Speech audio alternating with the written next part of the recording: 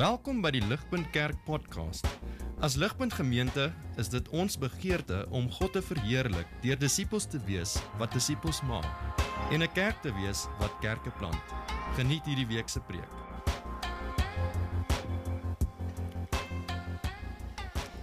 Goeiemôre. Ons lees vanoggend saam uit Openbaring en ons lees hoofstukke 10 en 11 uit die ESV vertaling.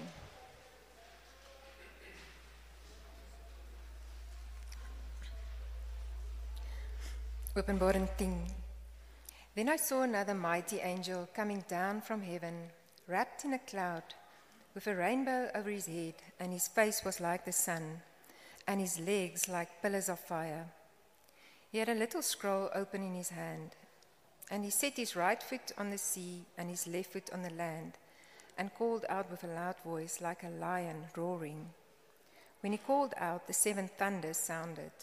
And when the seven thunders had sounded, I was about to write, but I heard a voice from heaven saying, "Seal up what the seven thunders have said, and do not write it down."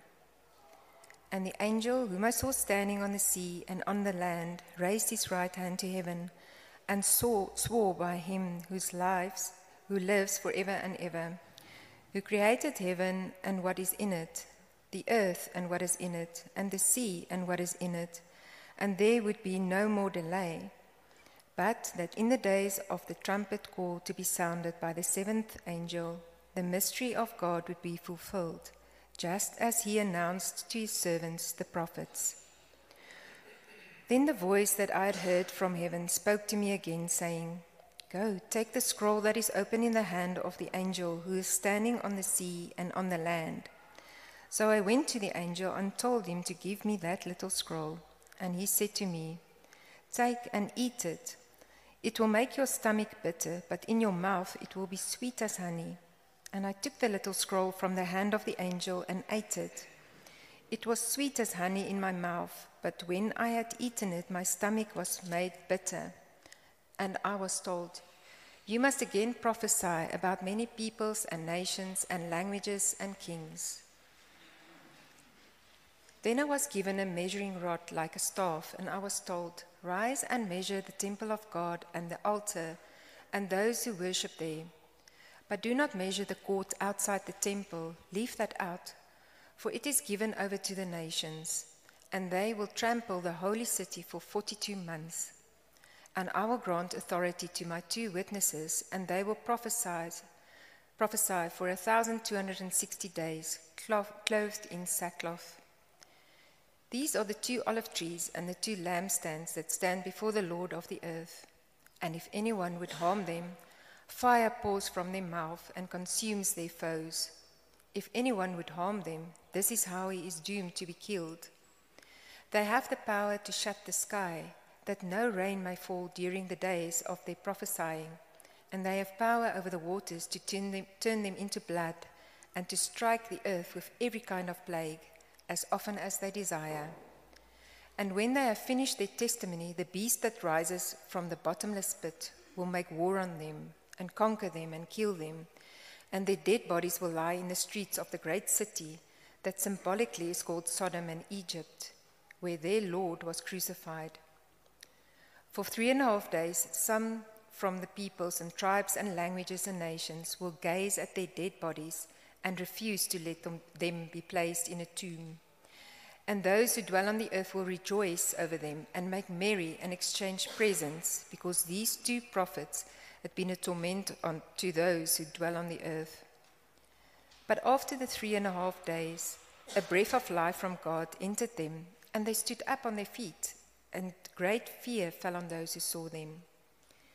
Then they heard a loud voice from heaven saying to them, "Come up here." And they went up to heaven in a cloud, and their enemies watched them. And at that hour there was a great earthquake, and 1/10 of the city fell. 7,000 people were killed in the earthquake, and the rest were terrified and gave glory to the God of heaven.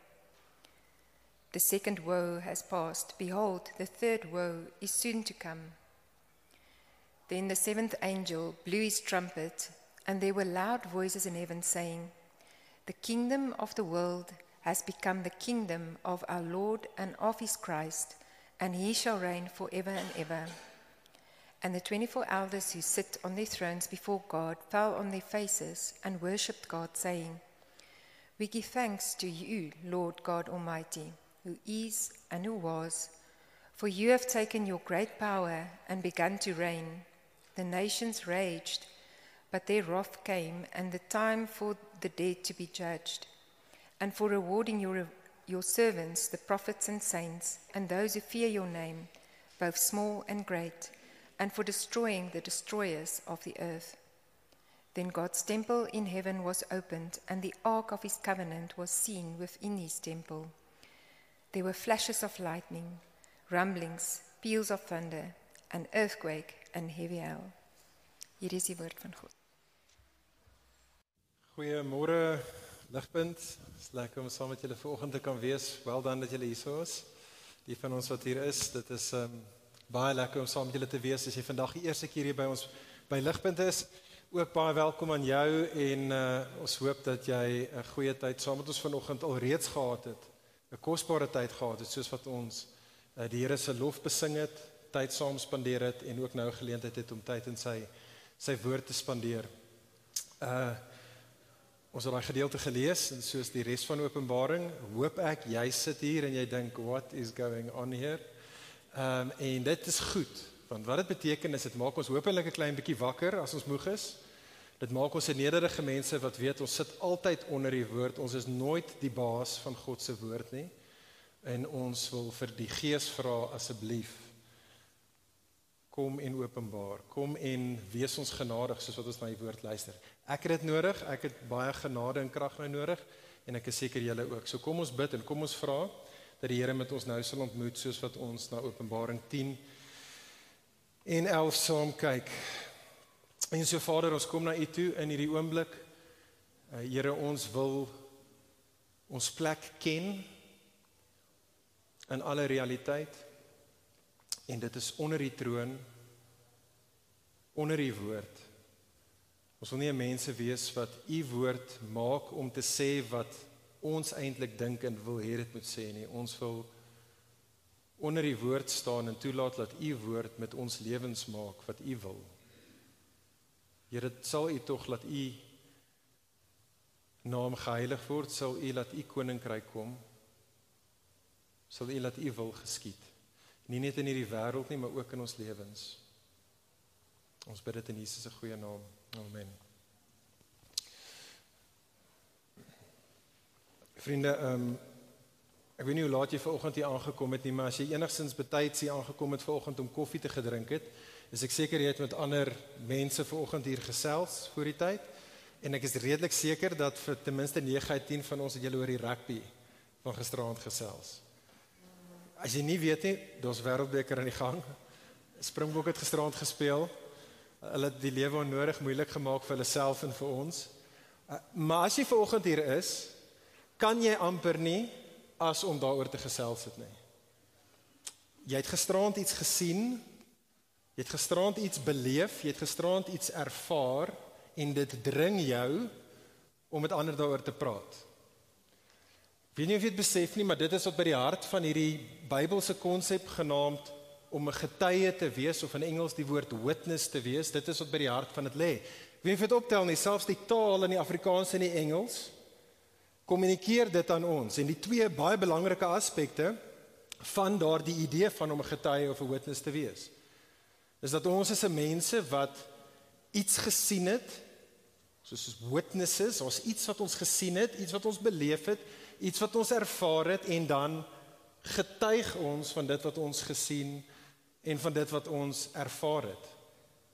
En hierdie idee van om getuies te wees is 'n massiewe hooftema van die hele Bybel, Ou Testament en Nuwe Testament. Meer as 200 keer in die Nuwe Testament kom hierdie woord om 'n getuie te wees, 'n witness te wees, of om te getuig, te witness, meer as 200 keer voor.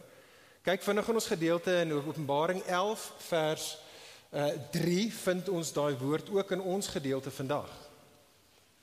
Dit is natuurlik amper soos die opskrif wat Jesus gee, wat die lewens van sy mense definieer. As jy dink aan Handelinge hoofstuk 1 vers 8, sê God, Hy stuur ons uit om sy getuies te wees, presies dieselfde woord as in ons gedeelte en in die res van die Nuwe Testament, om sy witnesses te wees tot die uithoeke van die wêreld toe.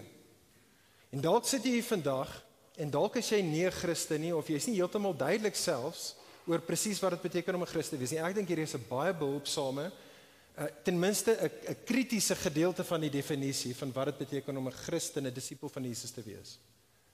'n Disipel van Jesus is iemand wat die glorie van God in Jesus gesien het, dit gewitness het, dit beleef het, dit ervaar het, en wat gevolglik van daardie realiteit getuig. Dis wat 'n Christen is. Dis wat 'n disipel is, dis wat 'n getuie is, dit is wat ons is. Maar daar's 'n verdere aspek tot daai woordjie, om te getuig, om 'n getuie of 'n witness te wees, wat ek dink ons baie keer mis. Maar as ek en jy eerste eeu Jode was, wat die oorspronklike taal hier kon lees het, sou ons dit nie gemis het nie.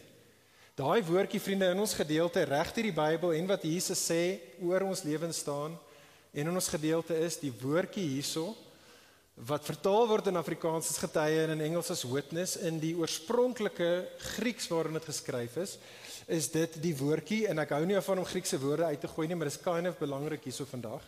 Dit is die woordjie, dis daar in Openbaring 11 vers 3, die woordjie martysin, en die woordjie martysin, kan jy dalk hoor, is baie soos ons Engelse woord mater.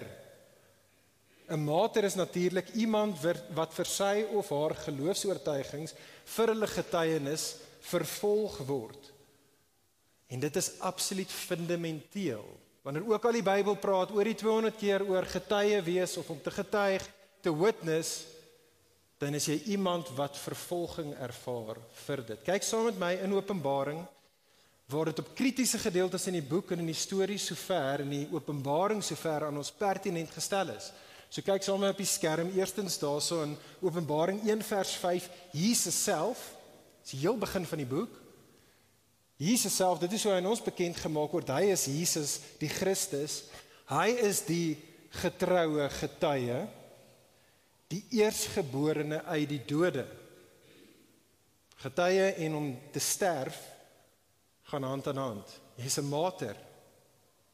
Openbaring 2 vers 13, vir die kerk in Pergamum praat dit oor een van die ouens in hulle gemeente, Antipas, die getroue getuie, wat doodgemaak is by julle.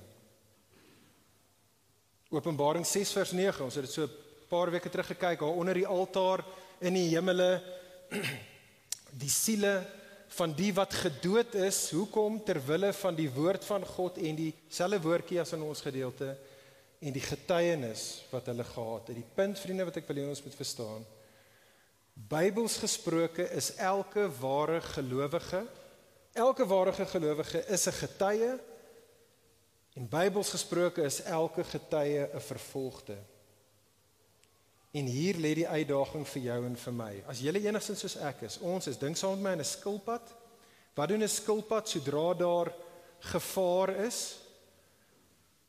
Hy trek sy kop en hy kruip weg, hy bunker down. En dit is ek en jy, op die beste van tye. Dit is hoe die Christen in die eerste eeu ook was, dit is die hele punt van hierdie boek.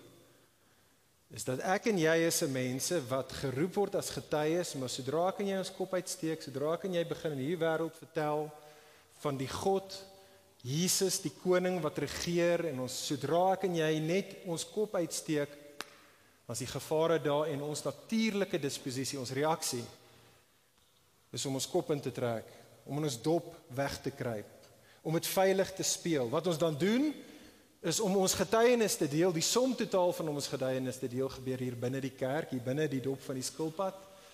Dis goed, is dalk in ons ligpunt gesin, ons deel ons getuienis, prys die Here vir dit, maar, daar waar dit regtig tel, daar waar dit saak maak, daar waar dit seer maak, by die huis, in jou straat, by jou familie, dalk by die kantoor, dalk by die koshuis, daar is ons stil.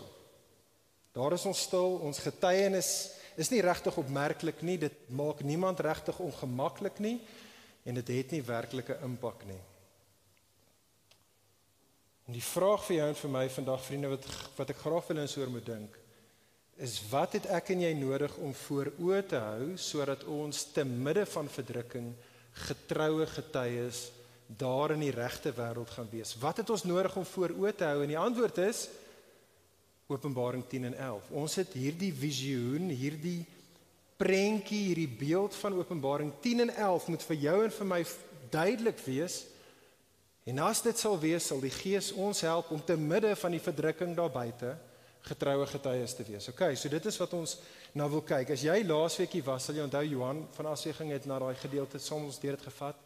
En ons het in Openbaring 8 en in Openbaring 9 gesien, eintlik die begin van hierdie visioen wat ons nou in verder aangaan. Hierdie visioen wat bekend staan as die 7 trompette. En jy sal onthou wat ons laasweek gesien het, is dat in die 7 trompette is die konteks, die Ou Testament konteks is beeldspraak uit die boek van Exodus uit.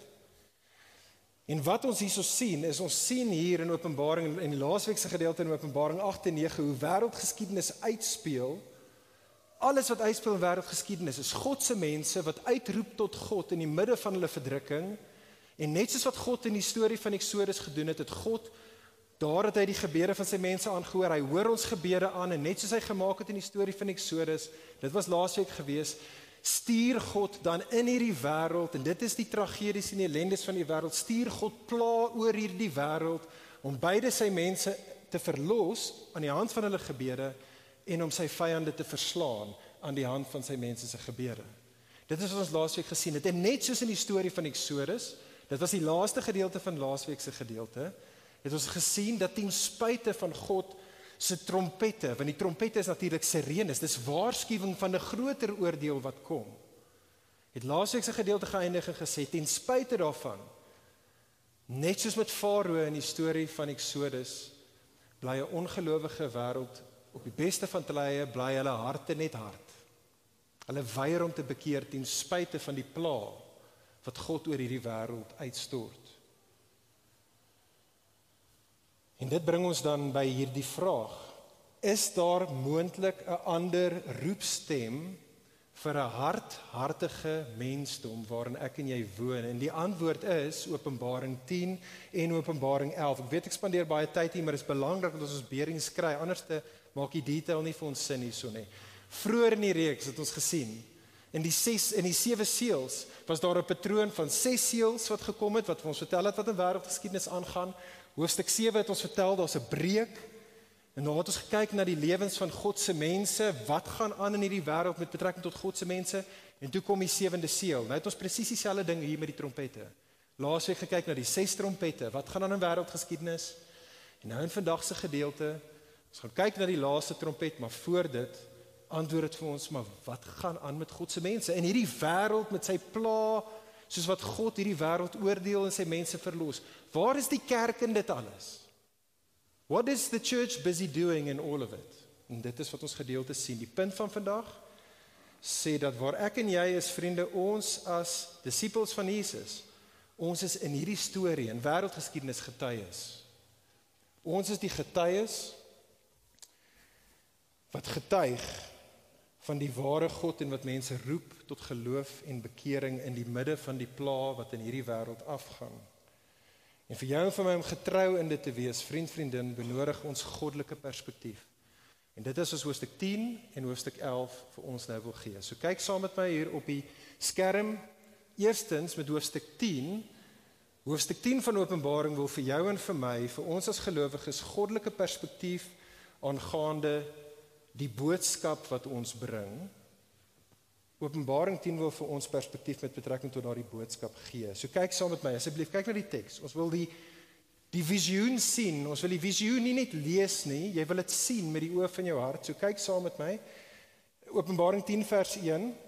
Johannes sien 'n ander sterk engel. Dis nou wat hy sien. Imagine hierdie massiewe. Ek weet nie hoe groot hierdie engel is nie, maar gebult met spiere, hierdie massive groot scary engel. Hy sien hom, dis 'n ander sterk engel. Ons het die eerste sterk engel in Openbaring 5 ontmoet, maar die klem hier is op hoe impressive, hoe indrukwekkend hierdie engel is in vers 1 tot 3. Kan jy dit daar so sien? Hy kom, hierdie engel, onthou die woord engel beteken boodskapper. Hierdie engel kom met goddelike gesag. Jy sien jy daar, he's coming down from heaven. So hy kom vanaf die troon af waar God regeer. Hy kom met goddelike gesag. Hy kom met goddelike mag. Hy's gehul in wolke, sê dit daar. Hy het 'n reënboog oor sy hoof, kan jy dit sien? Sy aangesig is soos die son, sy bene, kan jy dit imagine? Sy bene is soos vuurkolomme.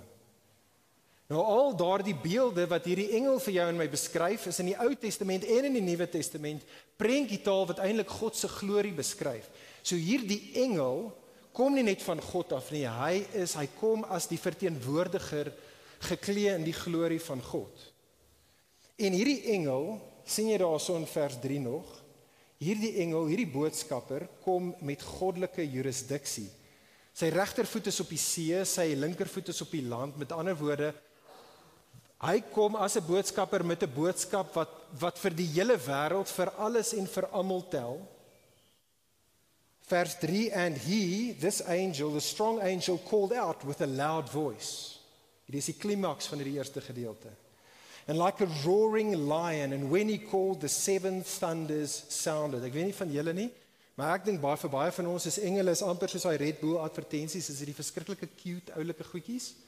Of dit is soos in die Renaissance. Ek weet jy al gesien het daai ou skilderye in die Renaissance, is 'n engel, is soos 'n baba, met die pragtigste vel en sulke krulletjies, en hy speel 'n harp of skiet 'n boog, terwyl hy smile met sy duifvlerke. Nie regte, egte engele nie. Hierdie engel is 'n vreesaanjaende goddelike figuur. Hy is die superhero wat Hollywood nie kan vir ons imagine nie. Hy is 'n sterk boodskapper, want hy kom met 'n sterk boodskap, God se boodskap. En dan kyk sommer daar in vers 4, Johannes vertel dan, dat soos wat hy hierdie donderslae hoor, hierdie openbaring van hierdie 7 donderslae uit die sterk boodskapper vermond, dadelik begin hy neerskryf, hy wil dit dokumenteer, maar die engel sê vir hom, nee, moenie hierdie 7 donderslae neerskryf nie. En die punt daarvan, vriende, is dat, wat dit vir Johannes sê en vir jou en vir my sê, daar sekere goddelike realiteite, dinge wat waar is, maar wat nie heiliglik vir ons as die mensdom beskore is nie. Sekere dinge moet nie geopenbaar word in die Openbaring, die boek wat ons na kyk nie.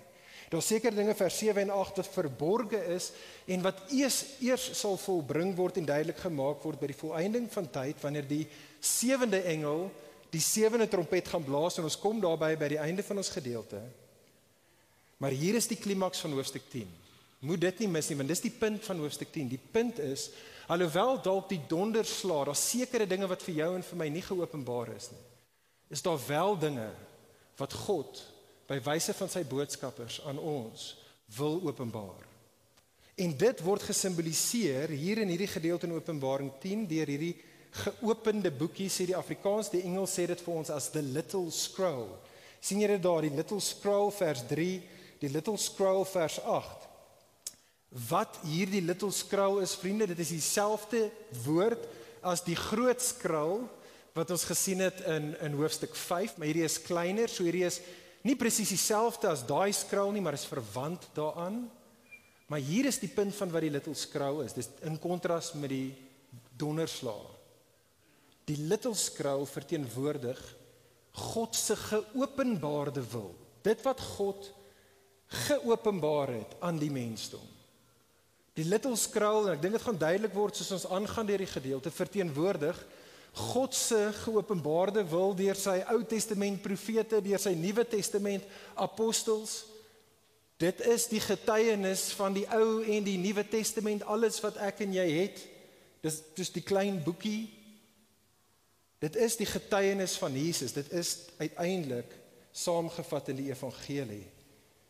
En so vers 10, vers 9 daar, die sterk engel beveel vir Johannes, vat hierdie klein boekie, hierdie openbaring wat geopenbaar moet word aan die mense, gaan en eet dit, en Johannes gaan en hy eet die skrul, en dit is so soet soos heuning, sê dit, maar soos dit afsak, en ek neem aan in sy maag verteer, raak dit bitter. Nou weer eens, soos in die res van Openbaring, as ek en jy nie verstaan waar aan gaan nie, dan moet ons na die Ou Testament toe gaan, want al die beelde vind hulle verduideliking, hulle interpretasie in die Ou Testament, en spesifiek is dit hier in die boek van Esegiel. Esegiel hoofstuk 2 en 3 sien ons dat God vir die profeet Esegiel oprig as iemand wat moet kom na God se mense toe en hy moet God se wil aan Israel openbaar en hy moet vir Israel roep tot geloof en bekering. En in Esegiel 2 en 3 word Esegiel 'n skroul gegee. Hy word gesê om die skroul te eet. Hy sê, soos wat hy die skroul eet, dis wat Esegiel sê, is dit hierdie woord van God, wat hy gegee word om nou te gee aan Israel, is so soet soos heuning in sy mond.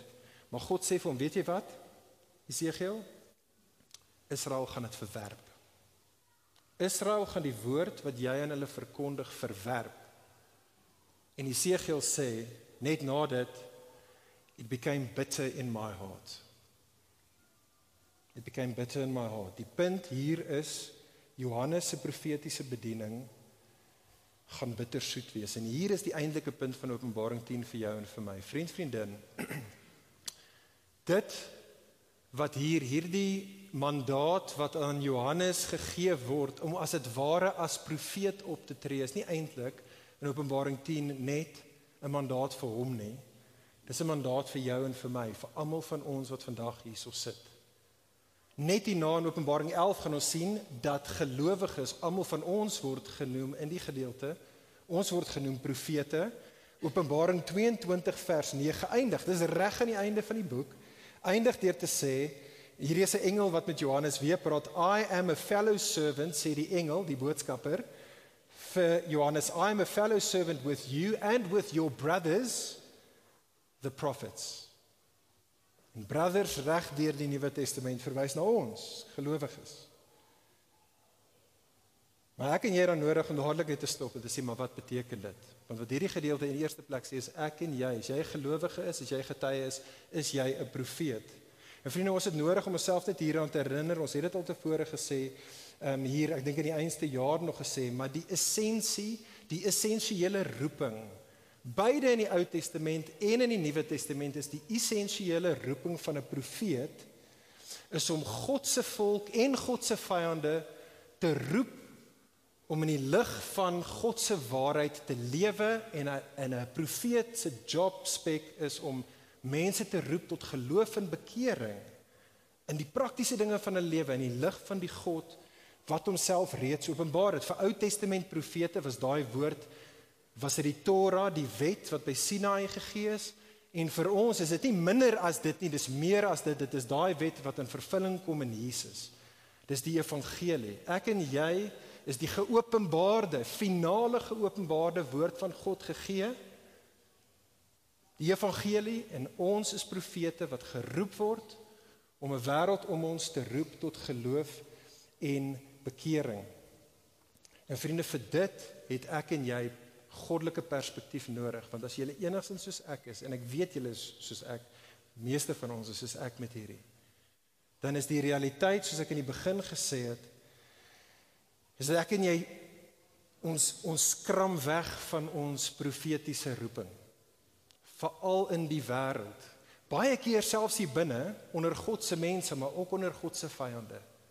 En so ons het nodig om aangemoedig en bemoedig te word, deur hierdie visioen, hierdie prentjie wat ons hier gegee word in Openbaring 10, en ek wil net op 2 maniere ons aanmoedig en bemoedig hier. Vriend, vriendin, gelowige, jy wat 'n getuie van Jesus is, ek en jy het nodig om te besef, in die eerste plek, dat die boodskap wat op in jou en my lippe behoort te wees, die evangelie, het goddelike mag en goddelike gesag. Dit is die hele punt van hierdie beeld. Wanneer ek en jy begin daar buite, vir ons familie, vir ons vriende, by die werk, vir die land om ons, net te begin sê, maar Jesus is koning, ons het nodig om die knie te buig, in groot en in klein, praktiese maniere, die knie te buig vir hom, dan kom die shots in jou lewe. Ek wonder wat is dit vir jou? Want dit gaan in jou lewe nou aan, as jy werklik 'n kind van die Here is. En dan dadelik, as jy soos ek is, dan dadelik voel ek so swak. Ek voel so pateties. Ek voel so uit my diepte uit. Wanneer die shots begin kom, ek wil in my dop wegkruip.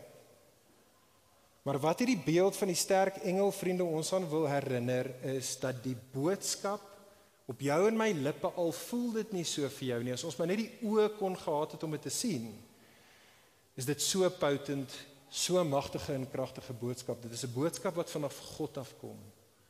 Die evangelie, vriende, wat ek en jy verkondig, is 'n krag en 'n woord wat vanaf die troon van alle realiteit afkom. Dit kom uit die mond van God af. Dit is sy perfekte, finale woord vir hierdie wêreld. Dit is 'n woord wat klein lê op elke sentimeter spasie van hierdie wêreld. Daai is 'n boodskap wat die skepper van hemel en aarde, as hy dit sê, dan al sy skepsels, al fake hulle dit hoe, voel dit in hulle harte.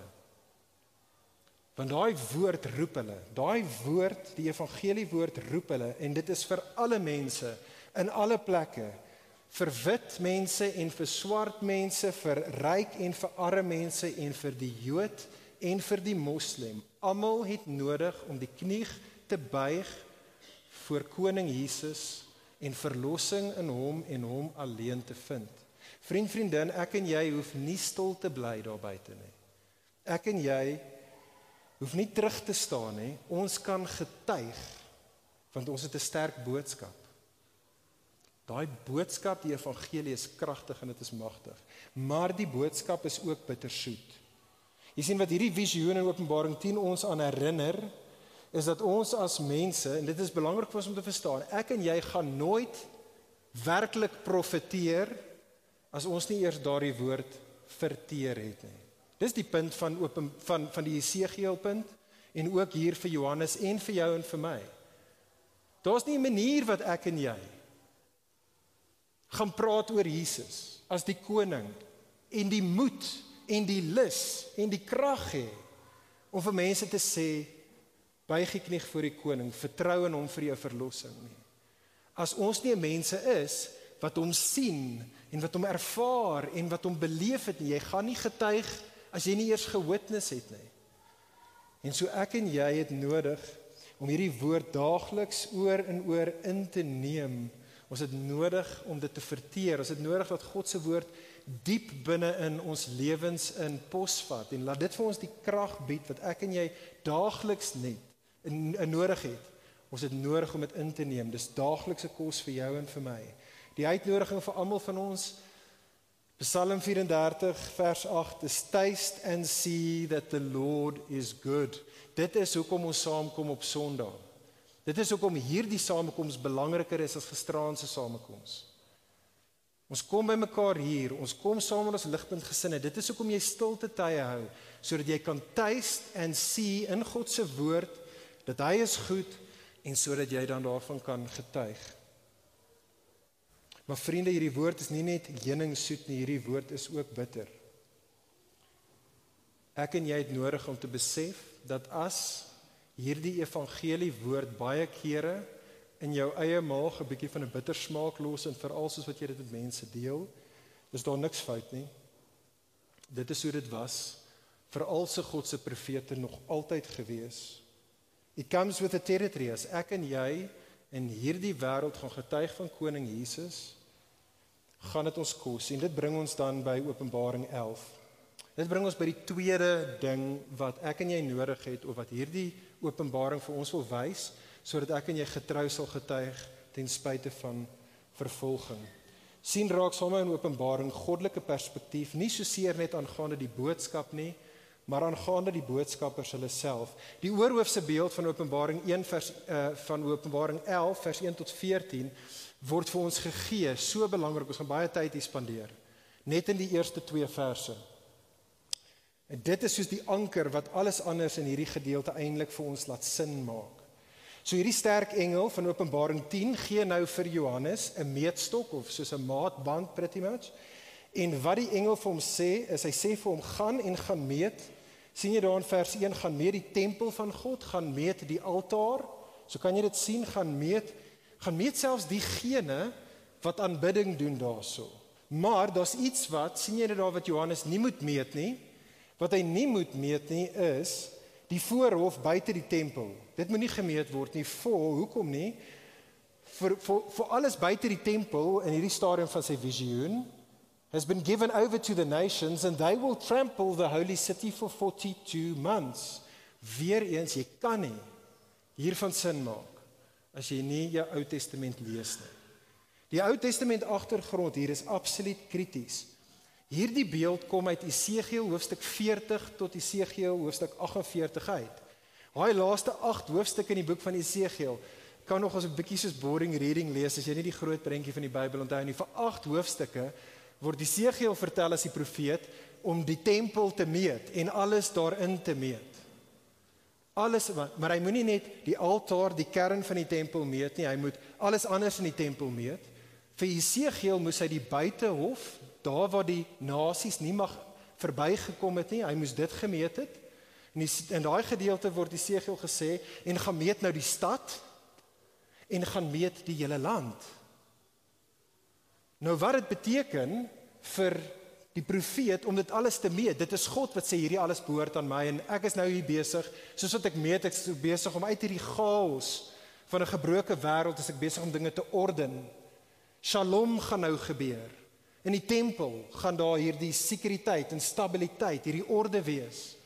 Maar ook buite die tempel en die hele stad deur gaan daar orde wees. Die hele land, so ver as wat jy kyk, is dit 'n nuwe hemel op nuwe aarde. Dis presies waar die boek van Openbaring eindig. Ons gaan as ons kom by Openbaring 21 en 22 sien, dat basies daar is geen meer tempel nie, want die grense van die tempel en die grense van die stad, inderdaad die grense van die nuwe hemel en die nuwe aarde, is een en dieselfde ding. God se teenwoordigheid, dit wat aanvanklik in die tempel was, sy heersende glorie, gaan elke laaste sentimeter van alle realiteit beset. Maar hierdie stadium in Openbaring 11, is dit nog nie daar nie. Kan jy dit sien? Johannes het net nodig om die tempel te meet, maar buite die tempel behoort dit nog aan die nasies en die ongelowiges betrap die heilige stad. Die punt is, vriende, daar's 'n job om gedoen te word. Daar's 'n werk vir God se mense, vir sy getuies. Hulle is die 2 getuies wat waar moet profeteer, buite die tempel, daar waar die nasies regeer, daar waar hulle God se wêreld vertrap. Die rede hoekom dit 2 getuies is nie eintlik moeilik nie, dis regte die Ou en die Nuwe Testament, is 2 getuies maar net 'n manier om te praat van 'n geloofwaardige getuienis. Jesus het dieselfde taal ook gebruik, Ou Testament praat daaroor, dat jy ten minste 2 getuies nodig om 'n witness believable, credible te maak, en dit is wat ons hier ook dan het. Wat ons hierso het, is dat, kyk saam met my daarso, is dat hulle kom en die getuies het nou nodig om hier in 'n wêreld wat nie vir God ken nie, nou te getuig, om as dit ware te help orde en shalom uiteindelik in te bring. En daar's 4 dinge, dit sal op die skerm hier kom, maar 4 dinge wat ons dan sien in vers 3 tot 14, en ons gaan baie vinnig daarna kyk, maar 4 realiteite, kenmerke, dinge wat verwag kan word van God se getuies, van jou en my, in hierdie wêreld waar ek en jy geroep word, om te getuig van Koning Jesus. Eerstens sien raak saam met my daar in vers 3 tot 4, die kerk se roeping. So daar's hierdie 2 getuies, dis die kerk, hulle het 'n gesag, om sien jy daar vir 1260 dae in die buitehof, in die stad daar buite te profeteer. Daai 1260 dae is presies dieselfde as die 42 tydperk gewys. Dis dieselfde as die 42 maande net in die versie voor dit. Dis dieselfde as in die boek van Openbaring 3,5 jaar, en al 3 daai tydperke, spesifiek die 3,5 jaar, vind ons oorspronklik in die boek van Daniël, en Daniël hoofstuk 7 en hoofstuk 12, en wat 3,5 jaar as opposed to 7 jaar beteken, is dit is 'n tydelike kort tyd, maar is 'n tyd van verdrukking. En so die kerk word geroep om te getuig van Jesus, daar waar die nasies regeer, en hulle gaan shots vat vir dit. Dit is 'n tyd van verdrukking. Hulle gaan rou, in sackcloth gaan hulle rou oor die sonde van die wêreld, en die glorie van God wat beskadig word in hierdie wêreld. Ons as God se getuies gaan vers 4 soos olyfbome wees, wat goeie vrug gaan dra, en soos lampstaanders, wat in hierdie wêreld God se lig gaan skyn. Maar sien verder daar, ons roeping nou, in die hier en nou, in hierdie 3,5 jaar tydperk, sien raak die kerk se bekragtiging, vers 5 tot 6, net soos die profete van ouds. Daai prentjietaal daar van Moses se profetiese bediening en Elia se profetiese bediening gaan ons as God se boodskappers bonatuurlik bekragtig word vir ons getuienis. Dit voel nie vir jou so nie, en dit voel nie vir my so nie, maar God is aan die werk, kragtig in en deur ons. Hy veg vir ons, hy veg saam met ons. Maar dit beteken nie ons tyd van om getuies te wees gaan maanskyn en rose wees nie. Derdens vers 7 tot 10, sien raak daar so die kerk se vervolging, daar's hierdie gedierte uit die put uit. Ons gaan van hom lees net hierna in die boek van Openbaring. Die gedierte uit die put uit verteenwoordig die goddelose wêreldmagte wat 'n sataniese oorsprong het. En die prentjie wat ons hier en op ander plekke gaan sien, maar spesifiek daar sien jy dit daarso, is dat soos wat ons in hierdie wêreld getuig, gaan die wêreldmagte gaan ons haat daarvoor. Want ek en jy, sê die visioen, lewe nou in Sodom.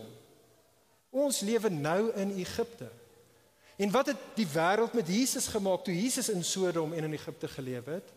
Hulle het hom gekruisig. En soos wat ek en jy getuig in hierdie wêreld, as dit waar was vir Jesus, vriendin, gaan dit waar wees vir jou en my. Ons gaan ook vervolg word, want die wêreld se gewetes word getorment, sê vers 10, deur die evangelie vrug wat ons dra en die evangelie lig wat ons skyn. Maar vierdens vers 11 tot 14, ons weet hoe die storie sal eindig. Die kerk sal verheerlik en verhef word. Na 3,5 dae, so dis dieselfde as die 3,5 jaar, maar ek dink dit is dae hierso, want dit herinner ons aan die 7 dae van skepping in Genesis 1. So sal God, daar sal 'n dag kom wanneer God sy lewensasem, net soos in Genesis 1, sal inblaas in die vervolgdes en vermoordes, sy mense. Daar sal 'n herskeppingswerk wees. En God se vyande sal met vrees gevul word, en elke knie sal buig, en elke tong sal erken, uiteindelik dat God regeer, Jesus is die koning, en hy alleen behoort aanbid te word. Vriende, ek wil vinnig met julle 'n aanhaling deel, ek dink dit mag ook op die skerm wees, ek is nie seker nie. Hy's 'n skrywer, sy naam is Tom Bowden, ek dink hy's ook 'n voice actor. En hy het die volgende gesê wat ek dink so behulpsaam is. Hy het gesê disappointment resides in the gap between expectations and reality. Hy's reg, wêreldbeker is 'n illustrasie vir ons van dit. Disappointment wat ouens in die wêreldbeker ervaar is daai gap tussen dit wat jou expectations was en dan wat actually die realiteit is. En dit is so waar in ons lewens as Christene ook. Ek dink soveel van ons disappointments, ons geloofsteleurstellings as getuies van Jesus, is omdat daar 'n gap is tussen jou en my onbybelse verwagtinge van wat dit gaan beteken om 'n Christen te wees en om 'n getuie van Jesus te wees. En die realiteit, die Bybelse realiteit van wat dit is. En wat Openbaring 11 en 10 wil doen, maar spesifiek 11 is, wil daai gap wegvat. Ek wil vir jou en vir my sê, ek en jy is getuies, maar hou op om verkeerd te dink oor om 'n getuie van Jesus te wees. En ons het dit nodig. Jy sien, ek en jy, vriendin, het nodig om te onthou dat ons is geroep om buite die 4 mure van hierdie spreekwoordelike tempel, hierdie plek waar die binnekring is van God en sy mense, ons word geroep om daar buite, daar waar die nasies regeer en waar hulle God se wêreld vertrap. Ek en jy is geroep as disippels om daar van Jesus te getuig. Dit is goed en reg, soos ek net gesê het, dat ons hier binne, dat ons getuienis met mekaar deel, maar vriendin, ons moet ophou om 'n holy huddle te wees. Ons het nodig, ek dink, en ek praat vir myself in die eerste plek, ek dink ons as Ligpunt het nodig om in hierdie verband te bekeer.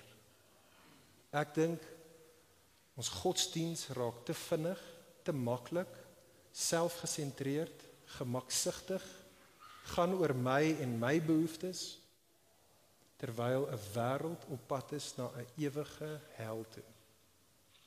Ek en jy word geroep om daar buite te gaan getuig. En die Christenlewe gaan altyd vir ons disappoint, solank as wat ons nie besig is met iets wat die eintlike Bybelse realiteit is nie. En dit is nie alleenlik om hier binne oor Jesus te praat nie. Ons moet daar buite oor Jesus gaan praat.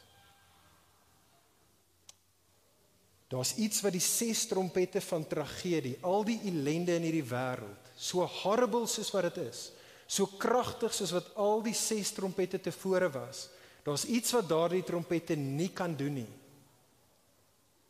Kan nie mense se harde harte sag maak nie. Maar daar's 'n ander lied wat ek en jy kan sing, die evangelie lied, wat harder en sterker is as daai 6 trompette, wat klipharde harte wel kan sag maak. Ek en jy word geroep om dit daar buite te gaan sing. Die verdere ding waar ek en jy ons onbybelse verwagtinge met Bybelse realiteit in lyn moet kry, vriendin, is ons het nodig om te besef dat ons as Jesus se getuies het bonatuurlike krag en goddelike bystand. Besef jy dit, Christen? Moses, wat geroep was as profeet, was net so bang en het net so incompetent soos ek en jy gevoel. Elia ook, daar's tye in Elia se storie, as jy gaan kyk, totaal en al gesê hoor ek kan dit nie doen nie, net soos ek en jy. Die hele punt is dat ek en jy het bonatuurlike krag om die werk wat God ons tot roep te doen. Nou ek en jy moet nie idiots gaan wees daar buite en arrogant wees nie. Ek en jy het nodig om nederig te wees, dit is so. Maar vriende, ek en jy moet ophou apologetic wees. Ons moet ophou heeltyd, ag ek is so jammer, ek is so sorry, ek weet jy's 'n baie nice ou, maar kan ek jou vinnig vertel van wat ek glo? Vriende, ons moet meer op die voorvoet wees. Die God van hemel en aarde, die Here van die leerskare, veg vir ons, hy veg saam met jou elke keer wat ek en jy daar buite oor Jesus gaan getuig. Satan bibber en bewe elke keer wat God se mense vandag sê, so sê die Here. Dan bibber en bewe hy. Maar dit beteken nie ek en jy gaan nie baie trane huil en baie verlies ly in die hier en nou nie. Ek en jy heiliglik word geroep, hierdie is Bybelse Christendom. Ons word geroep om te getuig daar in die enemy occupied territory. Die plek waar ek en jy sê, so sê die Here, is Sodom. Dit is Egipte, dit is 'n plek, 'n mense wat vir hulle self lewe en hulle aanbid ander gode. So natuurlik as ek en jy gaan sê, Jesus is die enigste koning. Daar's net een God en ons net een weg na hom toe en dis Jesus. Natuurlik moet ek en jy dan vervolging verwag. Net soos Jesus, maak nie saak hoe, Jesus kon nie sy getuienis mooier en beter woorde ingesit het nie. En Jesus was gekruisig in Sodom en in Gomorra en in Egipte.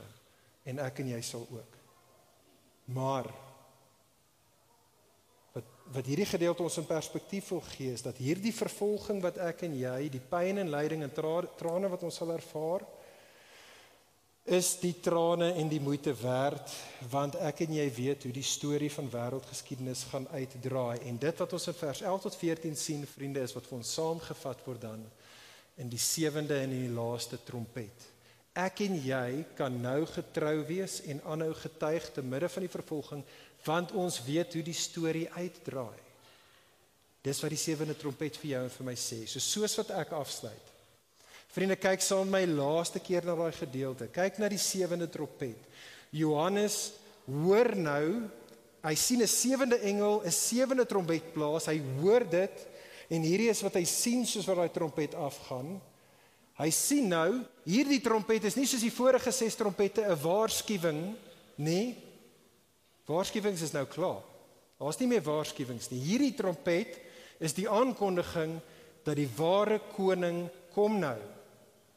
Hierdie is koning Jesus se wederkoms. Vers 15, the kingdom of the world has become the kingdom of our Lord and of his Christ, and he shall reign forever and ever. En so, jy het hierdie beeld van die 24 ouderlinge, kan jy dit sien, hulle is daar om die troon, soos wat die laaste dag van die laaste dae aangebreek het. En God se mense oor alle tye en die 24 ouderlinge, hulle sing saam. En hulle sing saam oor daardie laaste dag. En dit wat hulle sing is bittersoet. Dis bittersoet. Daardie dag gaan 'n bittersoet dag wees. Vir die wat die eerste 6 trompette en die getuienis van God se mense geïgnoreer het, vir hulle gaan daardie dag by Jesus se wederkoms 'n aaklige dag wees. Sien jy dit daar vers 18?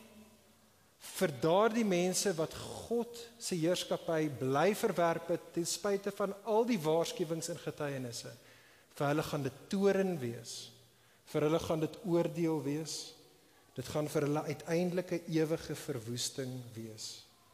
Maar, vers 18, vir God se getroue diensknegte, sien jy dit daar, vir sy profete, die heiliges, sal Jesus se wederkoms die soetste van dae wees, want sing die engele en die 24 ouderlinge na, want op daardie dag, vriendin, gaan alle getroue profete, alle getroue getuies sal op daardie dag beloon word. Op daardie dag, vriende, wanneer Jesus terugkom, sal ek en jy wat getrou nou getuig, gaan ons beloon word. Ons gaan beloon word met 'n opstanding uit die dood uit. Ons gaan ons oë oopmaak en ons gaan wakker word in 'n nuwe hemel en in 'n nuwe aarde. Geen meer trane, geen meer pyn nie. Geen meer sonde nie. Ek en jy gaan wakker wees vir die glorie van God in Jesus. Ons gaan hom sien net soos hy is. En dan gaan ons vir alle ewigheid getuig oor die goedheid van God. Kom ons wees getrou, dit gaan nie moeite werd wees. Kom ons bid saam.